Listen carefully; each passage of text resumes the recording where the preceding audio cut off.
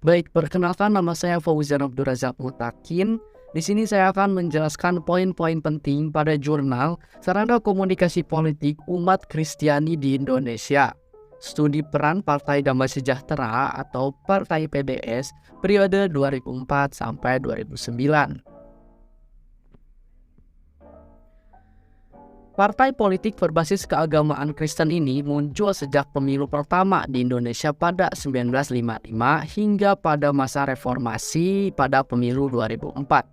Tujuan penelitian ini adalah menemukan peran Partai Damai Sejahtera sebagai sarana komunikasi politik untuk umat Kristiani pada masa reformasi periode 2004 sampai 2009.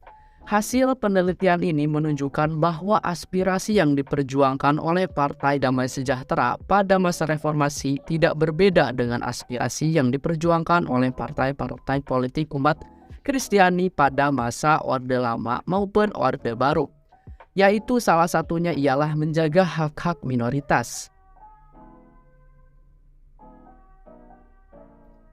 Termasuk juga umat Kristiani, Protestan ataupun Katolik memiliki andil dalam sejarah perjuangan bangsa ini. Umat Kristiani juga bergiat dalam partai-partai politik berbasis agama. Pada masa setelah kemerdekaan, mereka pernah mengenal Partai Kristen Indonesia atau Parkindo dan Partai Katolik atau Parkat, Tambunan, Sabam Sirait, dan lain-lain ke pentas politik nasional. Pada fase-fase perubahan sosial politik di Indonesia, baik masa Orde Lama, Orde Baru, hingga masa reformasi tahun 1998, Partai Umat Kristiani di pentas politik nasional tidak bisa dianggap remeh.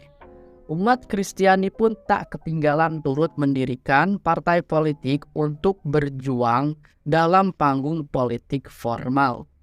Sepanjang 1999 sampai 2009 lahir belasan partai politik umat Kristiani.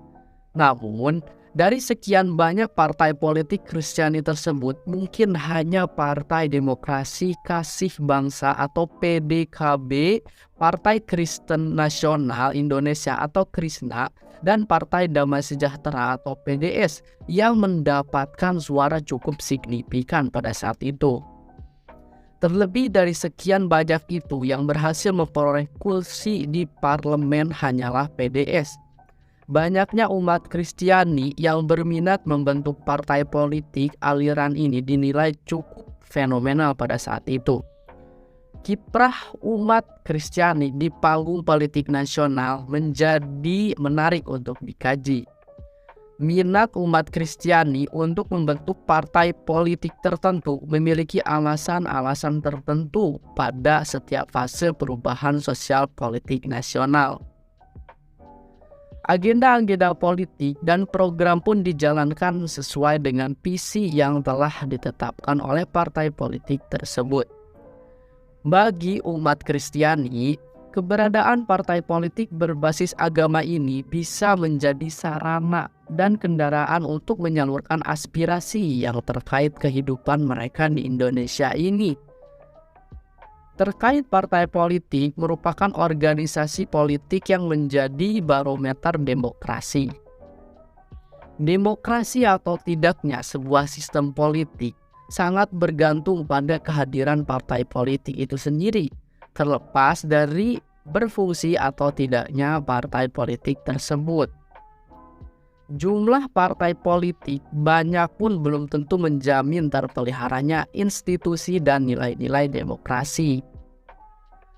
Meskipun jika jumlah partai jurnal komunikasi, hasil pemikiran dan penelitian, membludaknya jumlah partai politik termasuk Partai Umat Kristiani merupakan salah satu pertanda proses demokratisasi itu berjalan.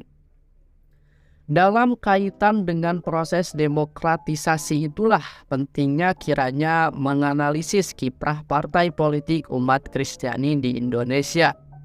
PDS merupakan satu-satunya partai politik umat Kristiani yang berhasil membentuk satu fraksi dengan 13 kursi di Parlemen DPR RI sejak masa reformasi 1998.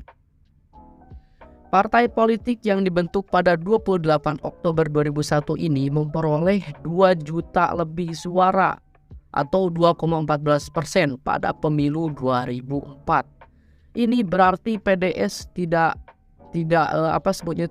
main-main ya. Dan mungkin sekian dari saya. Terima kasih atas perhatiannya. Assalamualaikum warahmatullahi wabarakatuh.